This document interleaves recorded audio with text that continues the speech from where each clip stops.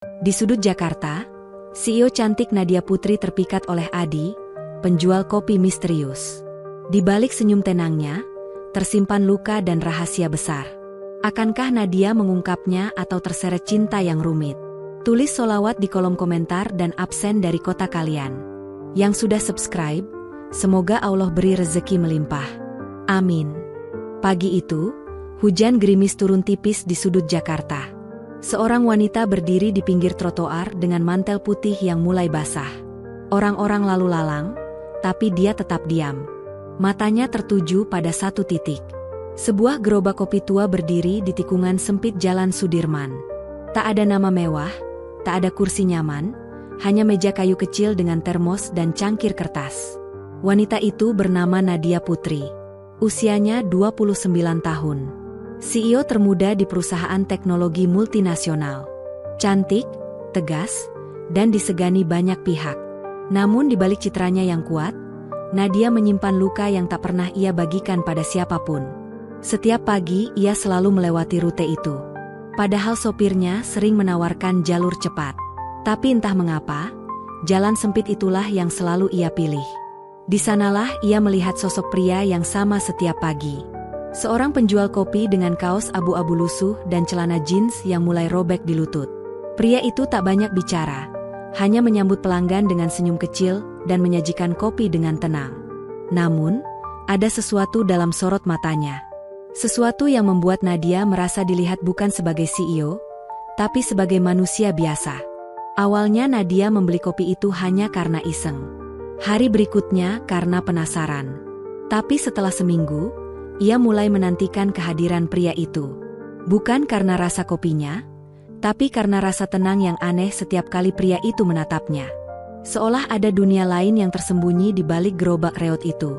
Pahitnya dikit aja ya, Mbak. Tanya pria itu suatu pagi dengan nada sopan dan suara yang dalam. Nadia hanya mengangguk. Tapi entah mengapa dadanya berdebar. Ia tidak terbiasa disapa tanpa basa-basi bisnis atau pujian palsu. Pria itu memperlakukannya seperti orang biasa, dan itu membuat pikirannya berkecamuk. Di kantornya, ia jadi sulit fokus. Wajah pria itu terbayang terus dalam benaknya. Malam itu, Nadia duduk di kamar apartemennya yang mewah. Ia menatap langit Jakarta yang kelabu dari balik jendela. Tangannya memegang cangkir kopi yang tak lagi hangat. Ia menarik napas panjang dan bertanya pada dirinya sendiri. Apa yang salah denganku? Kenapa aku memikirkan penjual kopi jalanan? Ia mencoba mencari tahu siapa pria itu. Ia memeriksa media sosial, mencari dengan semua kata kunci yang ia bisa bayangkan. Tapi tak ada hasil. Pria itu seperti tak tercatat di dunia digital. Tak ada nama, tak ada foto, tak ada jejak. Keesokan paginya, Nadia datang lebih awal. Ia pura-pura menelepon sambil berdiri di seberang gang tempat gerobak itu biasa mangkal. Tapi yang ia lihat justru membuat napasnya tercekat. Pria itu keluar dari sebuah rumah tua, tapi bukan dengan kaos lusuh. Ia mengenakan setelan jas mahal. Rambutnya disisir rapi. Di tangannya tergenggam koper besar berwarna hitam. Dan yang paling mengejutkan, sebuah mobil hitam berhenti di depan gang. Sopir pribadi membukakan pintu dan pria itu masuk tanpa ragu. Nadia berdiri membeku di trotoar. Jantungnya berdetak lebih cepat dari biasanya. Tangannya gemetar. Siapa dia sebenarnya? Tepat sebelum mobil hitam itu melaju, pria itu menoleh. Tatapan mereka bertemu. Dan untuk pertama kalinya, senyum pria itu berbeda. Bukan sekadar ramah, tapi seperti memberi isyarat. Seolah berkata, aku tahu kamu memperhatikan, tapi belum saatnya kamu tahu segalanya. Hujan pagi itu jatuh lebih deras, tapi Nadia tetap berdiri di tempatnya. Terperangkap dalam misteri pria penjual kopi yang ternyata menyimpan sesuatu lebih besar dari yang bisa ia bayangkan. Sejak pagi itu, hati Nadia tidak lagi tenang. Meski tubuhnya duduk di balik kaca mobil mewah, pikirannya tertinggal di tikungan kecil Jalan Sudirman. Setiap detik terasa panjang. Wajah pria itu, yang kini ia tahu menyimpan rahasia besar, tak berhenti muncul di benaknya. Setibanya di kantor, Nadia menjalani rutinitas seperti biasa. Rapat dengan direksi, tanda tangan dokumen, bertemu klien penting. Tapi semuanya terasa hampa. Setiap suara seperti bergema kosong. Bahkan kopi favorit dari pantry kantor tak bisa menenangkan pikirannya. Ia kembali memeriksa semua data. Ia meminta staf riset pribadinya menyisir setiap nama yang berkaitan dengan area tempat gerobak itu berada. Namun tetap tidak ada siapapun yang cocok dengan ciri-ciri pria itu. Ia seolah tak terdaftar sebagai warga, karyawan, bahkan bukan pemilik gerobak. Tidak ada nomor induk, tidak ada nama yang terdaftar.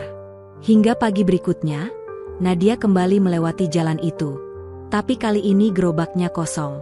Tak ada pria itu, tak ada aroma kopi, hanya sisa cangkir kertas bekas yang masih mengeluarkan sedikit uap hangat. Ia turun dari mobil dan menghampiri meja kayu itu. Tangannya gemetar saat menyentuh cangkir. Masih hangat. Artinya, pria itu sempat datang, lalu pergi. Tadi ada yang cari mas? Ya. Nadia menoleh. Suara itu datang dari warung kecil di sebelah gang. Seorang bapak tua tersenyum kecil sambil menata dus mie instan. Iya, biasanya dia di sini. Lanjut pria itu. Mas Adi tuh aneh. Mbak, kadang datang pagi, kadang siang, kadang seminggu nggak kelihatan. Tapi orangnya baik. Sering bayarin kopi buat orang yang nggak mampu. Adi, gumam Nadia. Baru kali itu ia mendengar nama pria itu. Dia tinggal di sekitar sini. Tanyanya pelan. Bapak itu menggeleng. Enggak tahu pasti, Mbak. Katanya sih dia bukan orang biasa. Nadia mengerutkan dahi. Maksudnya? Banyak yang bilang dia mantan orang penting. Tapi kalau ditanya, dia cuma jawab begini. Pria tua itu menirukan dengan suara tenang. Saya cuma orang yang pengin hidup tenang. Nadia terdiam. Kata-kata itu mengendap di kepalanya. Ada ketenangan yang aneh, tapi juga menyisakan rasa pilu. Ia kembali ke mobil dalam diam. Tak satu kata pun keluar dari mulutnya sepanjang perjalanan. Di luar, Jakarta tampak padat seperti biasa. Tapi di matanya, semua terlihat jauh dan sepi.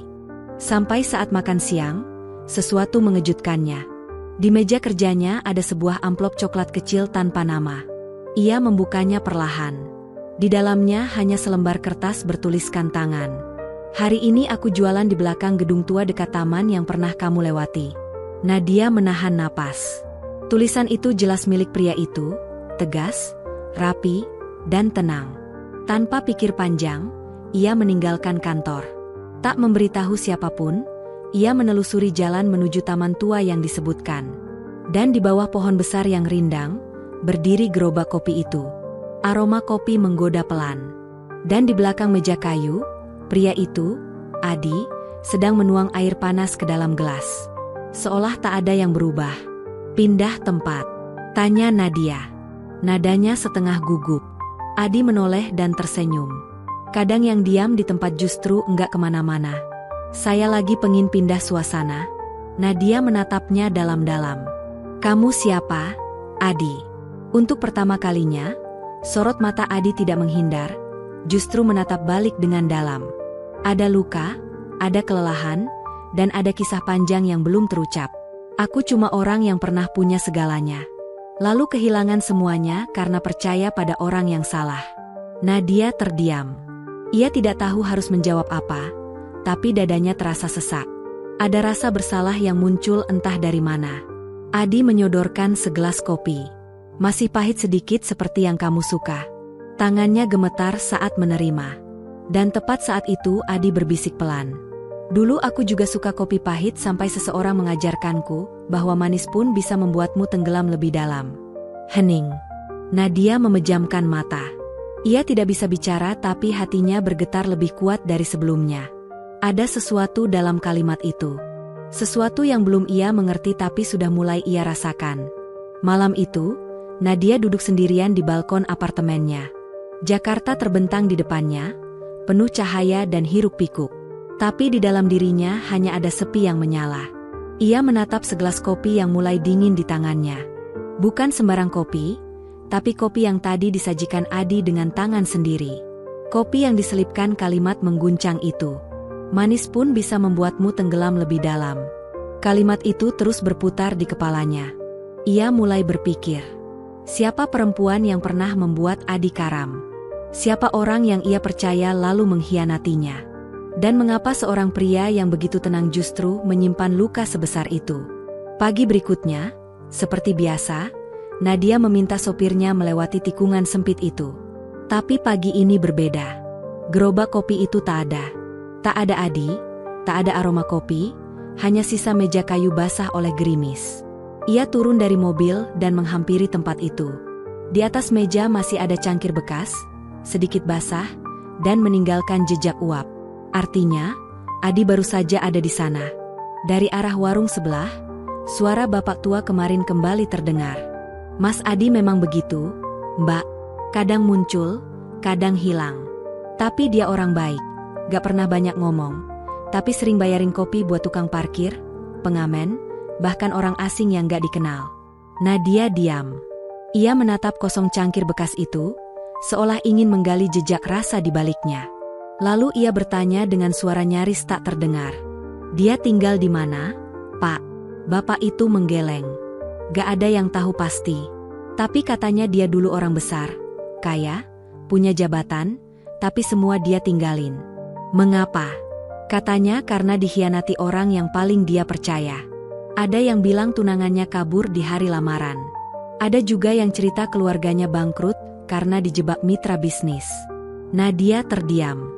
Dadanya sesak. Rasanya seperti membaca novel hidup seseorang yang bab awalnya hilang. Ia kembali ke mobil dalam diam, tapi pikirannya penuh suara. Suara-suara yang menggema dari masa lalu pria itu. Hingga waktu makan siang, sebuah amplop kembali muncul di meja kerja Nadia. Kali ini hanya sebuah kartu kecil bertuliskan, "Kalau masih ingin tahu, datanglah ke taman belakang gedung tua jam sore ini." Nadia menutup laptopnya. Ia tak butuh alasan logis lagi. Ia tahu ia harus pergi. Sore itu ia tiba lebih awal, duduk diam di bangku taman. Menunggu. Dan akhirnya Adi muncul tanpa gerobak. Hanya membawa tas selempang kecil. Ia mengenakan kemeja gelap dan celana kain sederhana. Tapi sorot matanya masih sama, tenang tapi menyimpan badai. Nadia berdiri perlahan. "Kenapa kamu ngajak aku ke sini?" Adi duduk di bangku kayu lalu menepuk tempat di sampingnya. Nadia duduk, masih menjaga jarak. "Tempat ini punya kenangan. Disinilah aku terakhir bicara jujur sama wanita yang dulu ingin aku nikahi." Nadia menoleh cepat, tapi Adi menatap lurus ke depan. Dia pergi bukan karena gak cinta, tapi karena takut. Takut pada semua yang aku miliki. Nama keluargaku, masa laluku, semua sorotan itu. Adi menarik napas panjang. "Setelah dia pergi, aku tinggalkan semuanya. Jabatan, rumah, keluarga, hidup lama. Aku jual semuanya demi tenang." Nadia menunduk. "Kamu masih mencintainya?" Adi menoleh pelan. "Bukan itu yang penting sekarang. Yang lebih penting, aku takut jadi orang yang kembali percaya lalu terluka lagi." Nadia tidak menjawab. Ia hanya menatap ke tanah, menahan napas. Dan saat ia mengangkat wajahnya, Adi sudah berdiri. "Aku harus pergi. Kalau kamu masih penasaran, kamu akan tahu nanti. Tapi kalau kamu berhenti di sini, aku gak akan marah." Ia berjalan pergi, meninggalkan Nadia yang membeku di bangku kayu itu. Angin sore meniup lembut, tapi di dada Nadia, badai baru saja dimulai. Keesokan harinya, Nadia kembali ke taman itu. Tapi bangku kayu tempat Adi biasa duduk sudah kosong. Tak ada gerobak, tak ada tanda-tanda kehadirannya. Ia menunggu 1 jam, 2 jam, tapi tetap sepi. Harapannya perlahan runtuh seperti awan yang kehilangan bentuknya di langit mendung. Tiba-tiba, dari arah pohon besar, langkah kaki terdengar pelan. Nadia berdiri cepat, tapi yang datang bukan Adi. Seorang wanita parubaya dengan pakaian sederhana, membawa kantong plastik berisi bunga. "Maaf, Mbak cari Mas Adi?" "Ya," tanya wanita itu lembut. Nadia mengangguk cepat. "Ibu kenal dia?" Wanita itu tersenyum samar. "Saya dulu pembantu di rumah lamanya. Sebelum semuanya dijual." Nadia tercekat. "Dia tinggal di sini dulu?" "Iya, tapi sejak kejadian itu, dia gak pernah mau balik. Dia cuma suka duduk di sini, dekat pohon ini. Katanya ini tempat terakhir dia bicara jujur pada wanita yang dia cintai." Nadia hampir tak bisa berdiri tegak. Ia menarik napas dalam dan bertanya pelan, Kejadian apa, Bu? Wanita itu terdiam sejenak. Matanya memerah, lalu berkata lirih. Perempuan itu ninggalin Mas Adi di hari lamaran. Bukan karena gak cinta, tapi karena takut.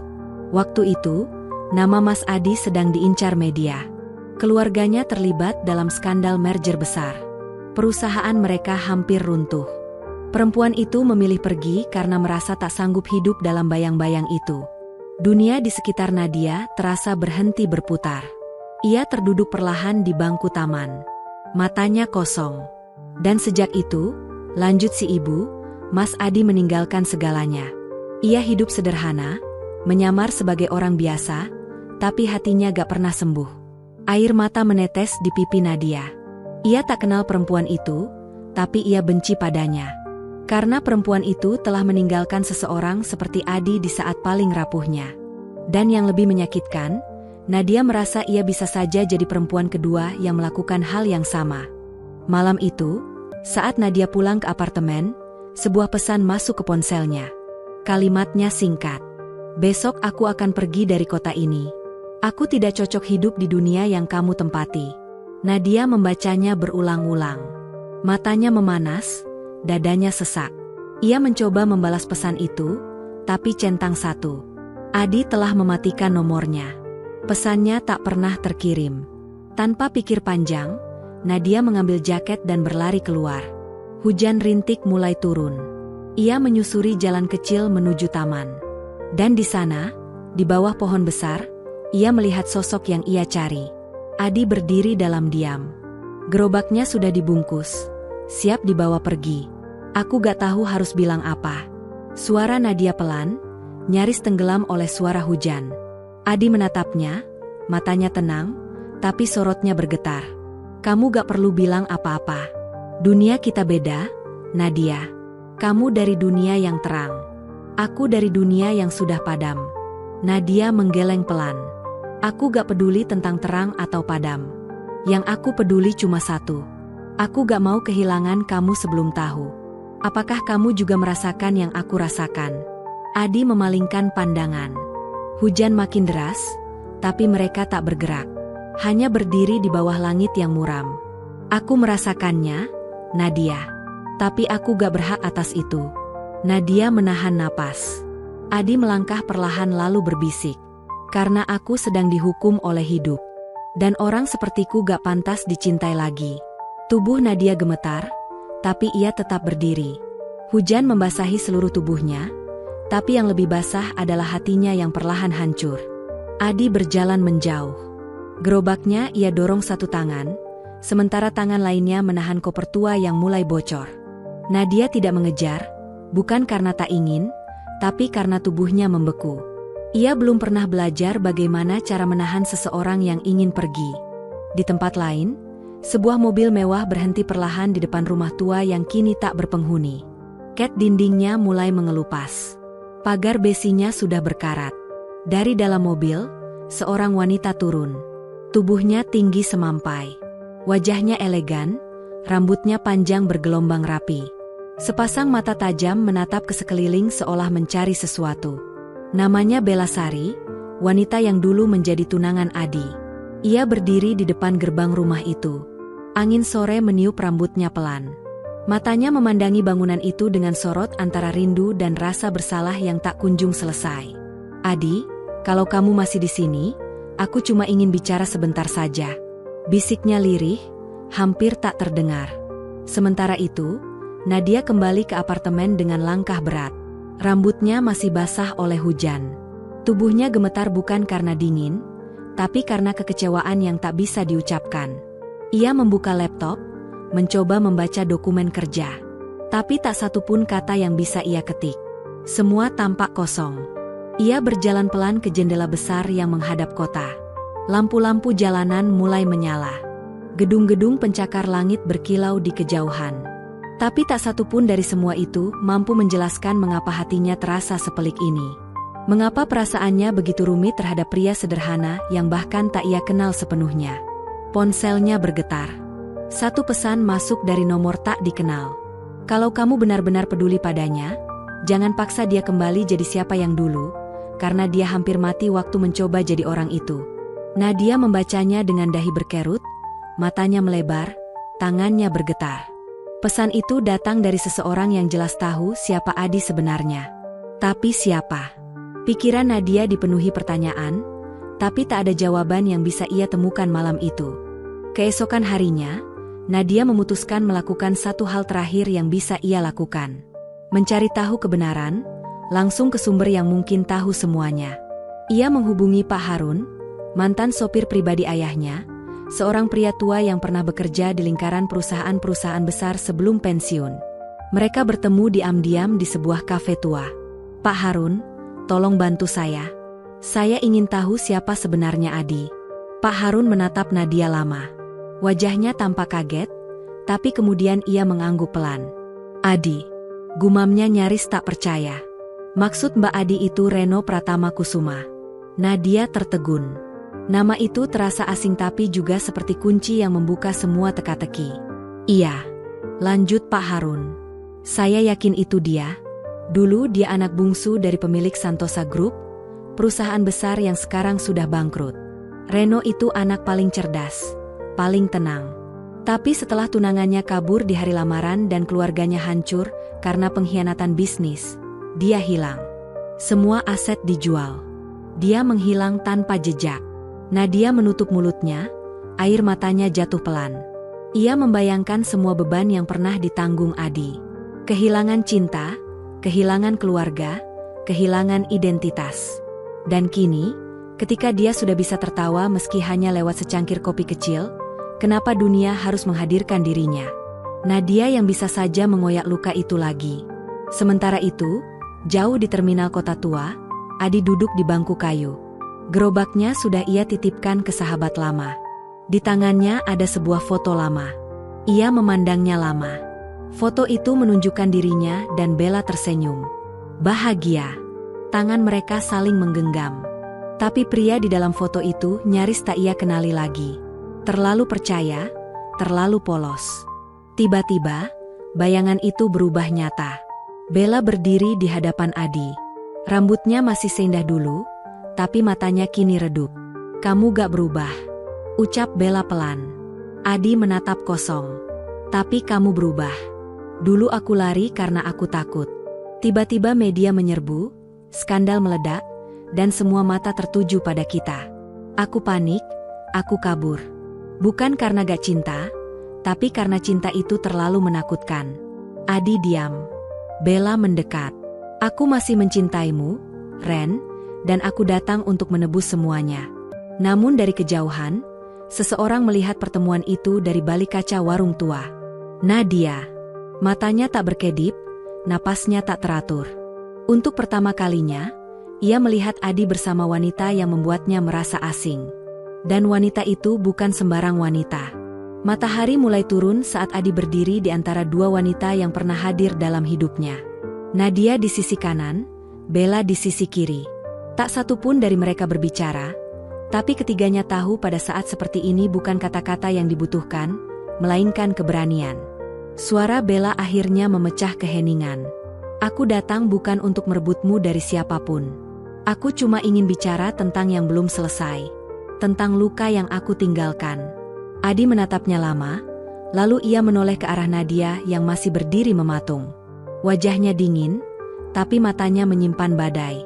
Ia mencoba kuat, tapi Adi tahu hatinya sedang runtuh. "Aku akan pergi." Suara Nadia akhirnya keluar pelan namun tegas. Tiba-tiba Adi melangkah cepat dan menahan lengannya. "Jangan." Nadia menatap tangan Adi yang menggenggam lengannya, lalu mendongak menatap matanya. Mata itu masih sama. Tenang, tapi kini tampak lebih gelisah. "Aku gak kuat berdiri di antara masa lalu kamu, Ren. Aku bukan siapa-siapa. Aku cuma wanita yang terlalu bodoh jatuh cinta pada seseorang yang masih belajar melupakan." Adi tak menjawab. Ia hanya menggenggam lebih erat. Tapi Nadia menarik tangannya pelan, lalu berbalik melangkah cepat tanpa menoleh. Langkahnya tergesa, tapi hatinya seperti diseret di belakang. Nadia menghilang dari taman. Dari jalan kecil tempat biasa ia beli kopi. Bahkan dari kantor, ia mengajukan cuti mendadak. Orang-orang bertanya-tanya, Tapi tak satu pun tahu bahwa di dalam apartemennya, Nadia bersembunyi dari dunia. Ia tak membuka ponsel, tak menjawab panggilan siapapun. Ia hanya diam, menatap langit-langit kamar, mengulang percakapan itu di kepalanya. Adi menahannya, tapi hanya sebentar. Setelah itu, ia membiarkan Nadia pergi tanpa menahan lagi. Tubuh Nadia melemah. Ia demam, tak kuat berdiri. Sampai suatu pagi, tubuhnya roboh di kamar mandi. Untungnya, petugas keamanan gedung yang curiga karena ia tak pernah keluar akhirnya memaksa masuk. Dan saat Nadia dibawa ke rumah sakit, seseorang sudah menunggu di luar ruang UGD. Duduk diam dengan wajah penuh penyesalan. Adi. Tangannya gemetar. Ia bahkan tak bisa bicara dengan perawat. Ia hanya menunduk. Di tangannya tergenggam selembar foto kecil. Foto dirinya sedang menyajikan kopi untuk Nadia di hari pertama wanita itu datang. Dari kejauhan, Bella berdiri. Ia melihat semuanya. Helaan napas panjang keluar dari bibirnya. Ia tahu ini saatnya untuk pergi. Ia berjalan pelan, meninggalkan rumah sakit dan meninggalkan masa lalu yang akhirnya ia akui tak lagi memiliki tempat. Saat Nadia sadar, wajahnya pucat dan lemah. Matanya membuka perlahan. Dan yang pertama ia lihat bukan langit-langit putih rumah sakit, tapi wajah Adi duduk di samping ranjang, menatapnya dengan mata yang penuh luka. "Maaf," ucap Adi pelan. Nadia menatapnya kosong. "Aku pengecut. Aku tahu kamu terluka, tapi aku gak cukup berani buat menahan kamu waktu itu. Aku pikir aku sedang mencoba menyembuhkan diri, tapi ternyata aku malah melukai kamu. Padahal kamu adalah satu-satunya hal yang selama ini justru menyembuhkan aku." Nadia menutup matanya. Air mata jatuh diam-diam. Tapi Adi tahu kata-katanya belum cukup. "Kalau kamu masih ingin pergi, aku gak bisa menahan. Tapi kalau kamu kasih aku satu kesempatan, aku janji aku akan sembuhkan luka kita bareng-bareng." Hening. Hanya suara detak mesin infus yang terdengar jelas. Akhirnya, dengan suara yang nyaris tak terdengar, Nadia menjawab, "Jangan janjiin apa-apa, Ren. Aku udah capek dikecewain sama orang yang katanya cuma butuh waktu." Adi menggenggam tangannya pelan. "Kalau kamu butuh waktu kali ini, aku akan tunggu." Dan untuk pertama kalinya sejak lama, Nadia tak menarik tangannya. Ia diam, tapi diamnya sudah cukup menjawab. 2 minggu telah berlalu sejak hari itu. Nadia perlahan pulih, tapi jiwanya belum sepenuhnya utuh. Luka di tubuhnya cepat sembuh. Namun, luka di hati belum tentu bisa ditambal hanya dengan waktu. Setiap pagi, ia duduk di balkon rumah sakit, ditemani udara Jakarta yang lembab dan suara klakson yang samar. Adi sering datang. Tak banyak bicara, tak banyak bertanya. Ia hanya duduk di bangku samping, membawa kopi buatannya sendiri. Bukan untuk dijual, tapi untuk Nadia. Untuk wanita yang tanpa ia sadari telah mengajarkannya bahwa tidak semua luka harus disembunyikan. Suatu sore, langit mulai menguning. Adi duduk di balkon bersama Nadia. Angin bertiup pelan, menyibak rambut Nadia yang mulai tumbuh tidak terurus sejak sakit. Di kejauhan, kota Jakarta terlihat ramai, tapi mereka berdua tenggelam dalam diam yang damai. "Aku resign," ucap Nadia tiba-tiba. Adi menoleh cepat. "Kenapa?" Nadia menatap langit. "Aku udah terlalu lama sibuk bangun citra yang bahkan bukan diriku sendiri. Jadi CEO, jadi kuat, jadi sempurna. Padahal aku capek. Aku cuma pengin jadi perempuan biasa yang bisa nangis, yang bisa jatuh cinta tanpa dituntut selalu menang." Adi menatapnya lama. Senyum kecil muncul di wajahnya. "Kamu cantik waktu kamu jujur." Nadia melirik Adi, lalu tersenyum samar. "Kalau aku bilang aku mau mulai dari nol, buka warung kopi kecil bareng kamu bakal ketawa, ya?" Adi tak menjawab, tapi hatinya bergetar. Ia tak pernah berharap Nadia masuk sedalam itu ke dalam hidupnya. Tapi kini wanita itu justru menawarkan hidup barunya untuk dibagi, dan itu menakutkan. Karena hidup seringkali tidak suka pada sesuatu yang terlalu indah. Akan ada badai, akan ada ujian. Dan benar saja, keesokan harinya, sebuah berita muncul di media sosial. Mantan CEO Nadia Putri terlihat bersama pria misterius. Diduga hidup bersama penjual kopi jalanan. Foto-foto mereka menyebar, Saat Nadia terbaring di rumah sakit dan Adi duduk menggenggam tangannya. Saat Adi menyeka keringat dari kening Nadia, semua dipelintir dengan judul sensasional. Lebih buruk lagi, Bella muncul memberi pernyataan di depan media. Saya dan Adi pernah bertunangan. Tapi saat saya kembali, dia sudah berubah.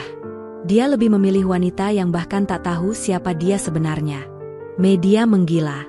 Netizen membanjiri kolom komentar. Nadia dituduh sebagai perusak hubungan. Perusahaan tempat ia dulu bekerja ikut terseret. Nilai saham perlahan anjlok karena kredibilitas namanya diseret ke dalam drama pribadi. Nadia terpukul. Ia menangis, bukan karena malu, tapi karena merasa Adi diserang karena kedekatannya dengannya. Aku bikin kamu jadi masalah, ucap Nadia pelan saat Adi menemuinya malam itu. Aku yang bikin semuanya rusak lagi. Adi menggeleng. Kamu bukan masalah, Nadia. Kamu alasan aku belajar berdiri lagi. Nadia tak yakin, matanya kosong. Ren, kita bisa bertahan kalau dunia gak setuju sama kita. Adi menatapnya lama, lalu mendekat. Ia menggenggam tangannya erat. Yang aku tahu, dunia gak pernah setuju sama cinta yang jujur. Tapi itu bukan berarti kita harus berhenti. Malam itu, suasana damai di antara Nadia dan Adi terasa rapuh. Saat mereka berbicara di balkon rumah sakit, ponsel Adi bergetar. Sebuah pesan dari nomor yang sangat ia kenal masuk. Kalau kamu gak mundur dari hidup Nadia, kami akan buka semua berkas masa lalu kamu ke publik. Itu bukan ancaman biasa, itu peringatan. Ancaman yang nyata, karena Adi tahu siapa pengirimnya. Irwan Haryadi, mantan mitra bisnis ayahnya, orang yang diduga menjadi dalang hancurnya keluarga Santosa Group. Dan sekarang, orang itu kembali dengan senjata yang bisa menghancurkan bukan hanya dirinya, tapi juga Nadia, wanita yang paling ia jaga. Kalimat itu menggema di kepala Adi seolah memukul jantungnya tanpa henti. Pagi harinya, Nadia bangun dengan semangat baru. Ia berniat memulai hari dengan senyum, menyeduh kopi yang kini selalu mengingatkannya pada Adi. Tapi teleponnya tak dijawab, pesannya tak dibaca, dan gerobak kopi di taman kosong. Adi menghilang. Nadia mulai panik. Ia pergi ke taman tempat biasa Adi berjualan. Kosong, tak ada gerobak, tak ada jejak. Ia menyusuri jalan sempit tempat Adi dulu tinggal. Ia kembali ke rumah sakit hanya untuk memastikan. Tapi tetap tak ada siapapun. Sehari berlalu, 2 hari, 3 hari. Adi benar-benar lenyap. Nadia merasa dadanya sesak, seperti kehilangan sesuatu yang belum sepenuhnya ia miliki. Ia duduk di apartemennya, menatap cangkir kopi yang kini dingin, bertanya-tanya apa yang salah. Hingga suatu sore, sebuah kotak kecil tiba di depan pintu apartemennya. Tak ada nama pengirim, hanya tulisan tangan halus di bagian atas kotak. Untukmu, wanita yang membuatku percaya bahwa luka bisa jadi kopi hangat. Nadia membuka kotak itu perlahan, jantungnya berdegup kencang, seolah tahu apa yang akan ia temukan akan mengubah segalanya. Nadia membuka kotak kecil itu dengan tangan gemetar. Di dalamnya, sebuah cangkir kayu retak di sisi kanan, tapi sudah diperbaiki dengan lapisan emas tipis. Bersamanya, ada sepucuk surat. Tulisannya sederhana, tapi tiap kalimatnya seperti menyayat. Kirana, aku gak pergi karena gak cinta. Justru karena aku cinta, aku harus pergi. Duniaku penuh luka, dan aku gak tega melihat kamu ikut berdarah karenanya. Kamu pantas hidup tenang, tanpa ancaman, tanpa bayang-bayang masa laluku yang kotor. Kalau kamu anggap ini pengecut, aku terima. Tapi satu hal yang perlu kamu tahu. Di setiap kopi yang kamu minum, aku akan selalu ada dalam pahitnya, dalam hangatnya, dalam diam yang kamu hirup di antara tegukan pertama. Adi. Nadia menjatuhkan surat itu. Tangisnya pecah. Bukan karena Adi pergi, tapi karena ia tak diberi kesempatan untuk memilih bertahan bersamanya. Yang lebih menyakitkan, Adi memilih mengorbankan cinta demi menyelamatkan dirinya. Ia memegang cangkir retak itu erat, seolah ingin menahan sisa-sisa kehadiran Adi yang kini hanya tinggal kenangan. Minggu-minggu berikutnya, Nadia mencoba bangkit. Ia tak kembali ke perusahaan lamanya. Ia membuka sebuah kafe kecil di sudut kota, jauh dari pusat bisnis. Namanya Retak Hangat, diambil dari cangkir retak pemberian Adi. Sederhana tapi penuh makna. Ia tidak menjual kopi seperti kafe besar. Ia menyajikan cerita. Setiap cangkir punya kisahnya. Di setiap meja ada puisi tentang luka dan penyembuhan. Setiap pagi sebelum kafe dibuka, Nadia duduk di bangku pojok, menatap pintu masuk. Ia tak menunggu seseorang secara pasti, tapi mungkin dirinya sendiri yang pernah jatuh dan kini sedang belajar berdiri lagi. Tapi di hatinya, ada ruang kecil yang masih menyala, ruang yang hanya